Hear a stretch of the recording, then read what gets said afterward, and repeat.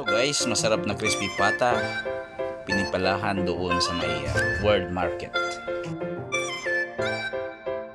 Sulit guys ang bayad mo dito kasi meron silang 150, meron silang 180. Tapos malaki pa. Kaya solve ka talaga.